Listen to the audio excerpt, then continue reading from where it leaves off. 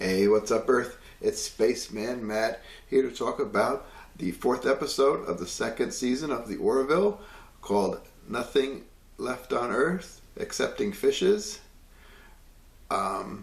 This is an interesting title for the episode because it comes from The King and I, but also, if you think about it, it features the villainous alien race, the krill, and a krill is a type of fish. So, isn't that? And well, we know the krill to be those little fishes that the whales with the baleen feed on. So I think that's kind of odd.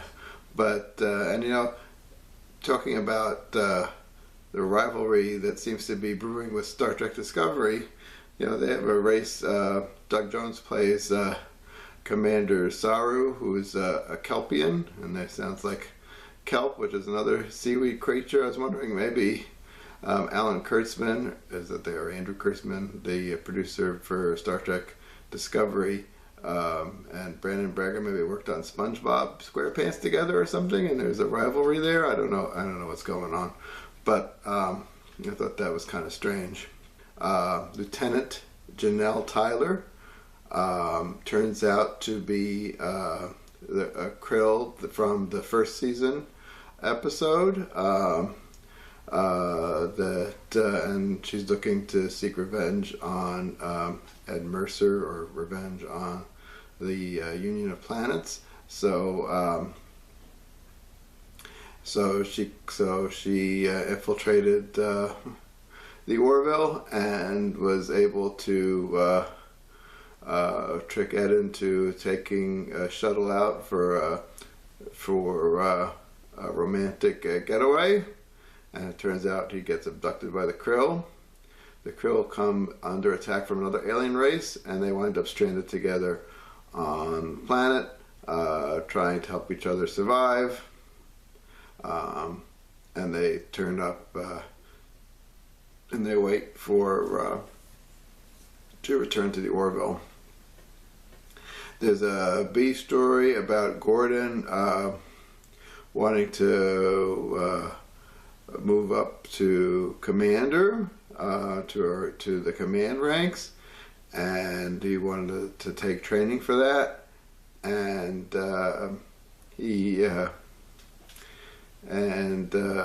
there's a whole deal with him deciding whether or not he wants to pursue that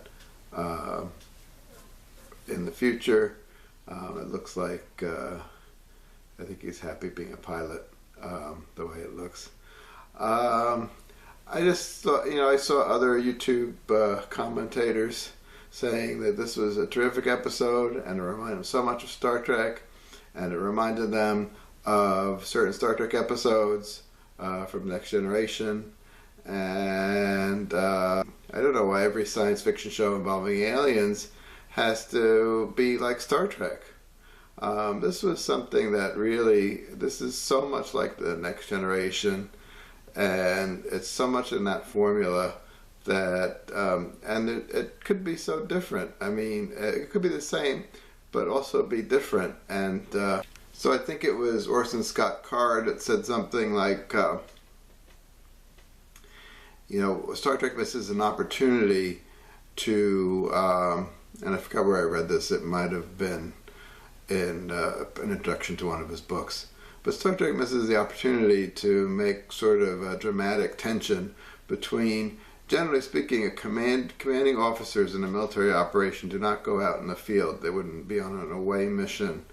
They would send lower ranking officers and non-commissioned officers on an away mission, and the friction between the two sets of the command ranks and the lower ranks can usually provide some sort of dramatic tension, and it would make it different enough from Star Trek that and still make it interesting. And I don't understand why everything has to be exactly like Star Trek in the Orville. Another idea I was thinking of was like a Starfleet type organization or a Union of Planets type organization where the humans aren't dominant. And they have to kind of prove themselves to the aliens that humans are important and they matter and they could contribute to Starship. I mean, that would make an interesting series too. But no, we have to do everything exactly like Star Trek. And when you move away from that formula, it's upsetting to a lot of people. And the only way the Orville really moves away from that formula is that the people talk in a 21st century or with 21st century dialogue instead of being a more neutral dialogue, since we don't know how people really would talk in the future. Another thing that bothered me was that the things from the 20th century and the 21st century have to have some matter 400 years in the future. So people are still watching The King and I 400 years from now. I'm not saying it's not impossible. I'm just saying it's maybe not as likely as you might think. And my Rodgers and Hammerstein background really I think goes to the Sound of Music. It begins and ends with The Sound of Music. Beyond that, I'm really not that familiar with. I know some of the songs from The King and I, but that's Nothing on Earth Excepting Fishes didn't really register with me. The one that I know from The King and I is Shall We Dance and Getting to Know You. Well, perhaps Ed Mercer and the Krill, Lieutenant Tyler, could have sang Getting to Know You while they were on the planet together. Maybe that would have been a nice touch. I don't know. In the end, so this episode seems to also, as far as it's reflecting on current times, just dealing with problems dealing with religious fanaticism and trying to get along with different cultures and people with different worldviews, and the difficulties about that, and about how there may be giving in and turning of the cheek may be of some benefit. So that's all for now. Somehow I feel like I'm being watched. Please like and subscribe to my channel, and hopefully I'll see you next time.